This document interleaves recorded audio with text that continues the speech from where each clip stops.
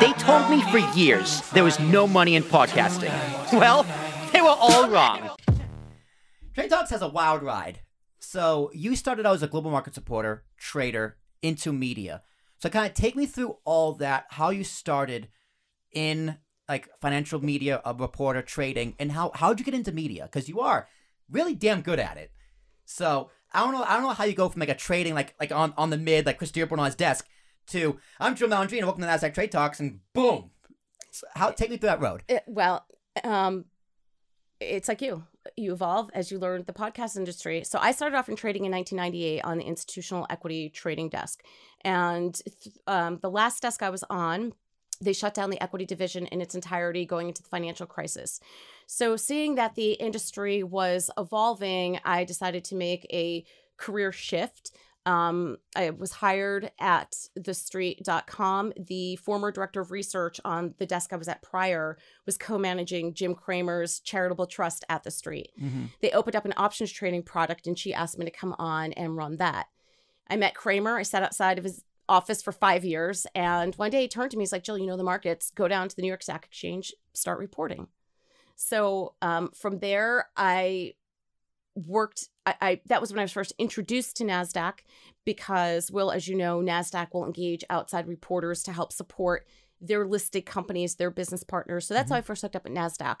So I was at the Street for 5 or 6 years reporting from New York Stock Exchange, Nasdaq, the exchanges in Chicago. So Chicago Board of Trade, SIBO, of course, those are no longer there as they were in their original form. And I also reported from the NYMEX, actually on the water, the Hudson River. It's no longer there either, as things have been digitized and consolidated. So after the Street, I went to the Voice of America, which is actually the State Department is the one that owns it, if you will.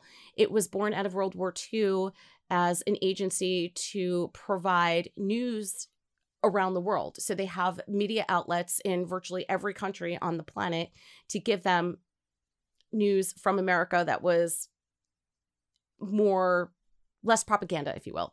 So I reported on U.S. markets and African markets, and I loved reporting on African markets. And I hope to extend our coverage from a fintech perspective onto the continent. And it really was self-taught. I did not have any formal broadcast training. One of the first reporters I worked with at the Street, her name was Alex Steele. She's an anchor for Bloomberg on one of the shows in the morning now. And I remember watching her and I'm like, Alex, I want to be as good as you are. Show me the ropes. And she was a great mentor, but the best piece of advice she ever gave me, I remember what she was wearing that day when she told me, she's like, Jill, you have your own personality, figure it out, let it evolve. I appreciate the compliment. You want to do what I do, but it's a craft and you let your personality come through. So if you think about anchors and reporters that I either try to emulate or pick up tips from, so not only am I listening to the financial news, but I'm also watching their style. I think Howard Stern does an amazing job when it comes to interviewing. Yep. I think he is great he has his prepared questions, but he's so good at hearing something and then turning it into a whole other direction. And that is what I've noticed. I feel like since the beginning of the pandemic, because you and I went from 0 to 60, doing 700 pieces of content a year to 1,500, the more practice that you have, I feel like my interviews are more thoughtful for that reason. Tyler Matheson on CNBC does the same thing as well. He's very good at taking complex topics such as what we were just talking about before with the digital asset space and